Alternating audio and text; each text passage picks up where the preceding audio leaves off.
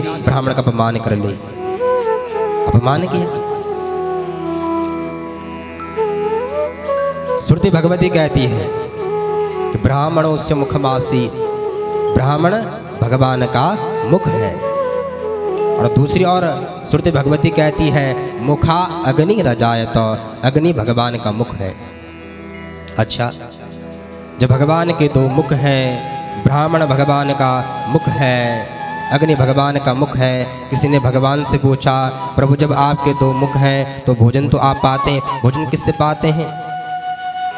भगवान कहते हैं भोजन तो मैं दोनों मुख से पाता हूँ, ब्राह्मण के मुख से भी पाता हूँ और अग्नि के मुख के द्वारा प्राप्त पाता हूँ। जब यजमान, जब हम लोग अनुष्ठान करते हैं, यज्ञ करते हैं और जिस देवी देवता का नाम लेते हैं, स्वाहा कह करके आहुति प्रदान करते हैं, उस देवी देवता को भोजन की प्राप्ति हो जाती है। भगवान कहते मैं पाता हूँ, लेकिन अधिक प्रसन्न मैं कब होता हूँ? नाहं तथास्मि यजमान हविर्विताने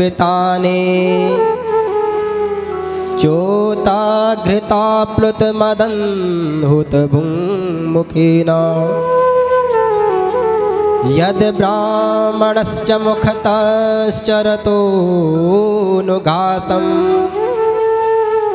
तुष्टश्च मयवहिते निज कर्म पाके। अरे भैया, जब यजमान स्वाहा कह करके आहुति प्रदान करते हैं उस समय पाता हूँ, लेकिन अधिक प्रसन्न कब होता हूँ कि यद ब्राह्मण से मुखतश्चरतो नुघासम।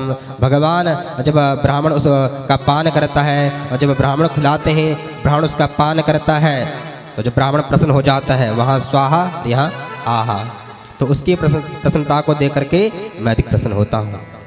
अरे ठीक है, आपने भगवान ने संकादी कहते गलती हो गई प्रभु से, क्या करे, क्रोध में आकर के हमने इनको साफ दे दिया। भगवान ने कहते हैं ठीक है, लेकिन इनके लिए भी मैं 3 जन्म लूँगा।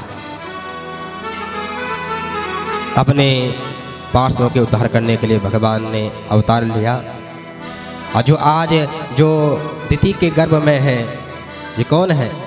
वही भगवान के जो पार्षद हैं, वही हिरण्याक्ष और हिरण्यकशिपु बनकर आए।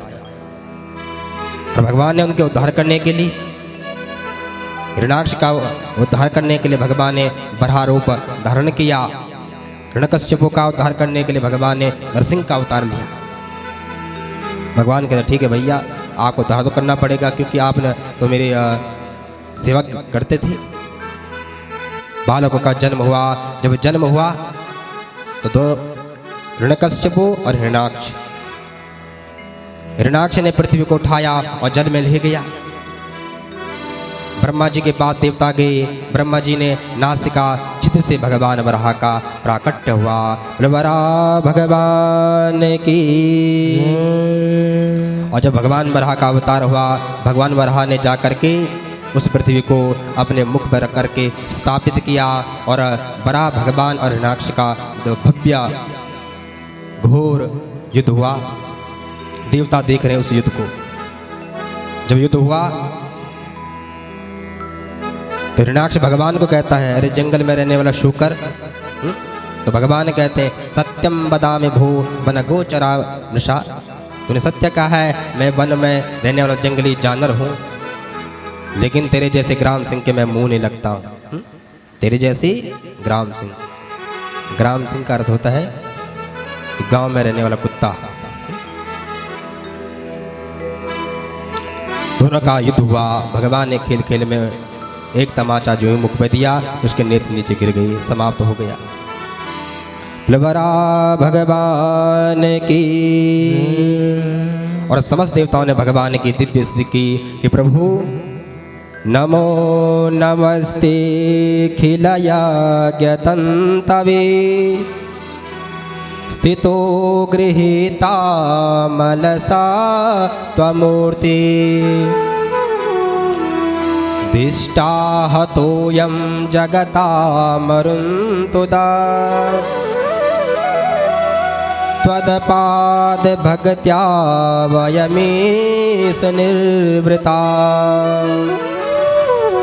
हे प्रभु, आपने इस दुष्ट को मारकर हमारे ऊपर बड़ी कृपा की। इसके भय से हम जगह जगह जा रहे थे, कंदराओं में गुफा में जा रहे थे, लेकिन आपने इसे मारकर हम सबके ऊपर अपनी कृपा की है। भगवान की दिव्य स्तुति की, भगवान अंतर ध्यान हुई। सुखदेव स्वामी कहते हैं कि परीक्षित, मनु महाराज और शत्रुपा 5 संतानें हुई, जिसमें आकुति, देवहूति, प्रसूति, उत्तानपाद, प्रियव्रत। सबसे पहले बेटियों का वर्णन किया। मनु महाराज जी की जो मंजली बेटी है जिसका नाम है देवहूति, उनका विवाह कर्दम ऋषि जी के साथ हुआ। कर्दम जी को भगवान ने कहा ठीक है। कर्दम जी कहते हैं कि मैं विवाह नहीं करूंगा, लेकिन भगवान कहते हैं आपको विवाह करना पड़ेगा, क्योंकि आपके घर में मैं स्वयं पुत्र बनकर आऊंगा।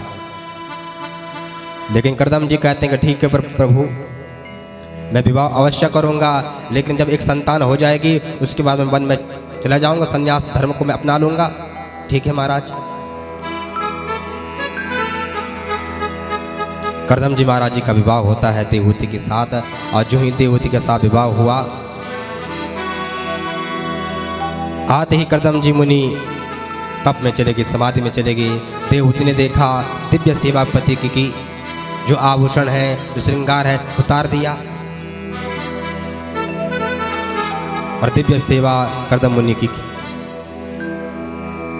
कर्दम मुनि तो तब में चले गए, जब वो नहाते उनके लिए जल लेकर जाती, जब भोजन करते कर्दम मुनि जी उनको पंखा करती। अनेक प्रकार की सेवा देवहूति करने लगी। जब अनेक वर्ष हो गए, जब तप पूर्ण हुआ, तो कर्दम जी कहते हैं देवी आप कौन? कहा कि आपने मुझे पहचाना नहीं। कहा कौन हो? कहा कि मैं मनु महाराज जी की बेटी देवहूति और आपकी पत्नी। अरे आपने अपने स्वरूप का क्या बना रखा है? कहा कि महाराज जब आप तो विवाह होने के बाद आप तो समाधि में चले गए और मैंने शरीर का ध्यान नहीं रखा। अरे देवी तुम हो? हाँ प्रभु, आपकी सेवा में लगी हुई थी, क्योंकि पत्नी का धर्म होता है पति की सेवा करना। अरे तुमने इस प्रकार से मेरी सेवा की? बड़े प्रसन्न हुई कि तुष्टो हम त्यतव मान विमान दाया शुश्रूषया परमया परयाच भक्त्या। अरे देवी तुष्टो हम, मैं प्रसन्न हूँ, मांगो तुम्हें क्या चाहिए। देवहूति कहती कि प्रभु आप मेरे पति हो और मैं आपकी पत्नी हूँ, और मेरा धर्म कहता है, कर्तव्य कहता है आपकी सेवा करना, तो मैंने आपकी सेवा की। लेकिन हमारा विवाह हो चुका है, और गृहस्थ जीवन कब शोभायमान होता है? जब कोई संतान हो। मन स्थिति को जान गई कर्दम मुनि जी, एक सरोवर का निर्माण किया। उस सरोवर में देवहूति ने स्नान किया, और एक कर्दम मुनि ने अपने तप के बल पर एक विमान प्रकट किया, कामक विमान। जो कल्पना करो, उस कल्पना करने से वह वस्तु